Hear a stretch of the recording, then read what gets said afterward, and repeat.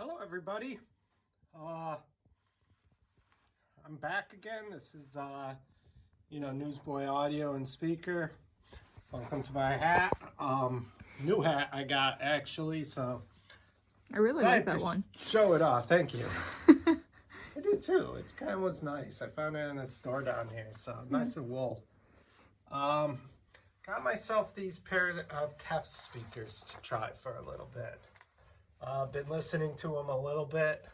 Haven't had enough experience with them, so I definitely am still enjoying them and still learning about them quite a bit. They're an older speaker, as you can see. The KEF LS or a KEF 303. Got that 70s/80s vibe going. I bought these off of an auction, and they look like they have the original speaker cloth on them. They're quite beautiful, I think. Plastic tops on the top, plastic bottoms on the bottom. I believe their cones are paper.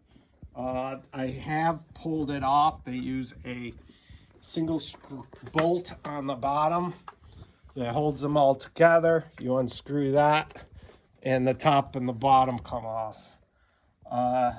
And then you can just pull this whole thing down like a sock, and it exposes the two speakers.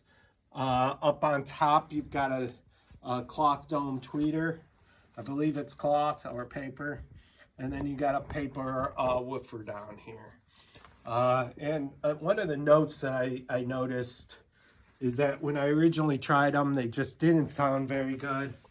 I pulled them apart, pulled the cloth down, cleaned them up. Turns out, I don't think anybody had ever cleaned the drivers. I looked onto KEF's website on how to do it, and I didn't find much. So I went around looking at other information on paper cone drivers and how to clean them up.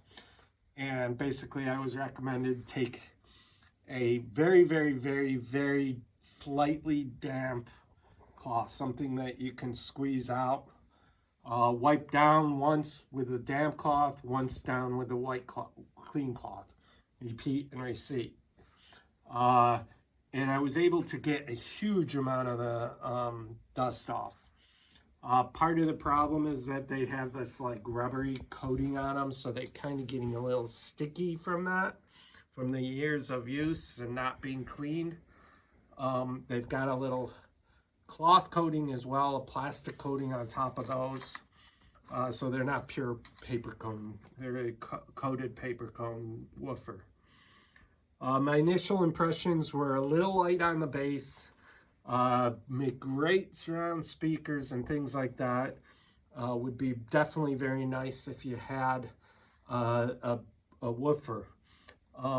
Again, with the cloth and the paper dome tweeters, I tend to find that they're very female-oriented voices. I enjoy. Lana Del Rey I listen to, and a few other bands when auditioning them.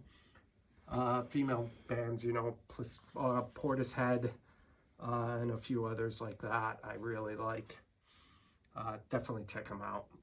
Anyways, and they sound fantastic, I think, for such an old speaker.